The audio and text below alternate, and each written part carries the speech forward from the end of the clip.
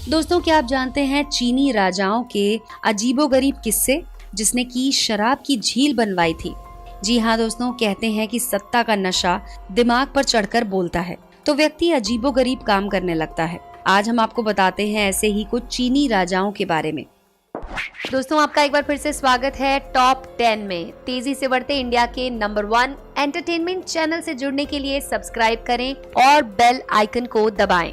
जिन्होंने क्रूरता, मूर्खता और बचकानेपन की सारी हदें पार कर दी। ये हैं चीनी शासक अजीबोगरीब काम के किस्से।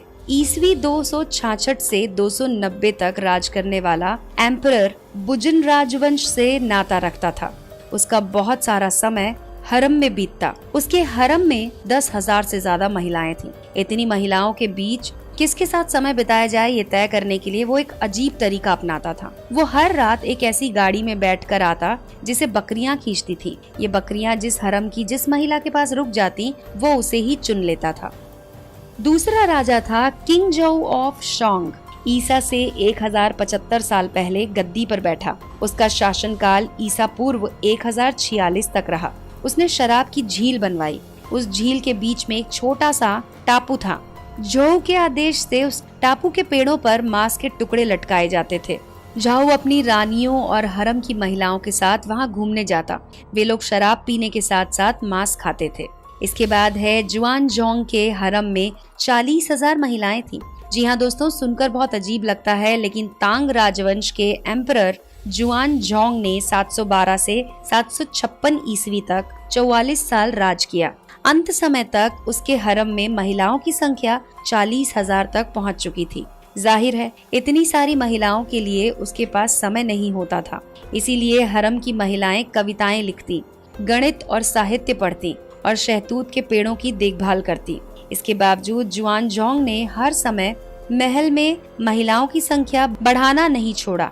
कहा जाता है उसके अपने बेटे को इस बात के लिए मजबूर किया कि वो अपनी पत्नी से रिश्ता तोड़ ले ताकि वो जुआनजोंग के हरम में शामिल हो सके। इसके बाद है गेम हारने पर विपक्षी की हत्या करने वाला ये राजा। शहंशाह जिंग ने 157 से 141 ईसा पूर्व तक शासन किया। उसे लुइबो नामक एक बोर्ड गेम का बहुत शौक था। ये पत्थर के बोर्ड पर गोटियों से खेला जाने वाला इंडोर गेम है। एक बार जब जिंग गेम हार गया तो गुस्से में उसने पत्थर का बोर्ड उठाकर विजेता खिलाड़ी के सिर पर पटक दिया। इससे उसकी तत्काल मौत हो गई। हालांकि मरने वाला कोई साधारण आदमी नहीं था, वो एम्पायर का युवराज था। उसके पिता ने बदला लेने के लिए राजाओं के साथ मिलकर जिंग पर हमला कर दिया, लेकिन जिंग ने सभी को हरा दिया था। किंग फुशेंग के बारे में कहा जाता है कि वो काना था।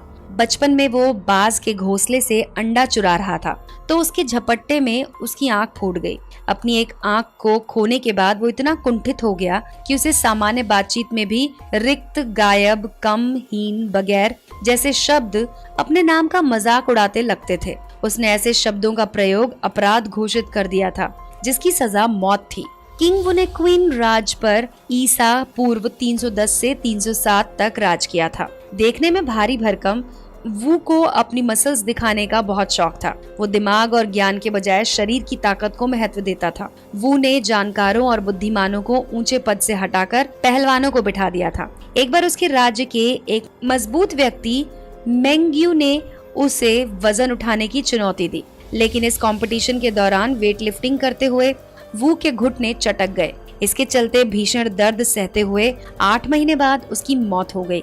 और दोस्तों, अंत में है एक ऐसा राजा जो मंत्रियों के साथ बच्चों की तरह खेलता था।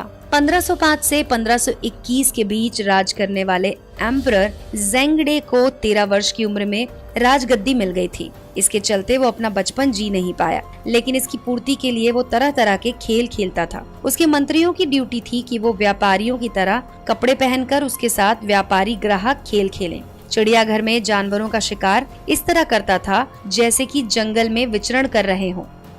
शेयर करें और इम्प्रेस करें अपने दोस्तों को। कल फिर हाजिर होंगे एक नए वीडियो के साथ। तब तक के लिए जुड़े रहें टॉप 10 के साथ।